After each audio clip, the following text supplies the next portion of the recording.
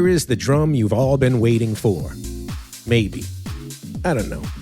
It was waiting for me on eBay, and I couldn't resist all its cuteness. This is a mid-2000 custom-ordered 6x10 FX Popcorn Snare. These drums haven't changed in years, and they're super cool. This drum came from the factory as a special order with the nickel tube lugs. This is a rarity. They only had offered this for a short time. This is a 6-ply maple shell. The drum was made in Taiwan and has excellent build quality.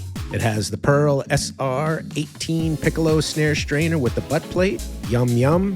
It also sports the wonderful Pearl Super Hoop tubes, my favorites. Sorry about the dusty hoop. I didn't have to do too much to this drum. I just cleaned it up, added some grease. The 6-ply maple was mint. The bearing edges, excellent. I just took a little 320 grit paper and hit the edge softly. And of course I applied my favorite lemon oil concoction. You're probably wondering why I would even touch a perfectly good drum edge. The truth is, there is no perfect edge and there is no perfect drum. After a few years, drums can warp, they can twist slightly. Even with all of the quality control efforts of modern shell making, you always want to look at the edge when you buy that used drum.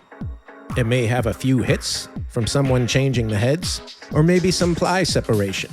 This is common on older Ludwig drums produced in the 80s and 90s. Otherwise, I would invest in some beeswax orange oil and use it every time you change the heads. It has a beautifully pressed chrome grommet. This drum sounds superb. It's a great FX drum or just to use it as an auxiliary snare. And it's even good for the gigs where you don't want to carry around a lot of heavy stuff. If you try some different heads, you can even use it for your jazz gigs. I added the ever-reliable Remo Coated Ambassador CS Dot, and of course the Hazy Snare Ambassador on the bottom.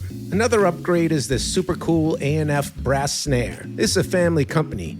It's a vintage style and they're not cheap. They also included the vintage style nylon strings. Beautiful. And of course it has a beautiful badge. This will be the last inertia of the rectangle badges from Pearl. It's screwed on with a plastic insulator behind it. Very nice. I added the Danmar washers for that trick look and to minimize the slippage. Let's crack this thing a bit to give it a listen. Pow!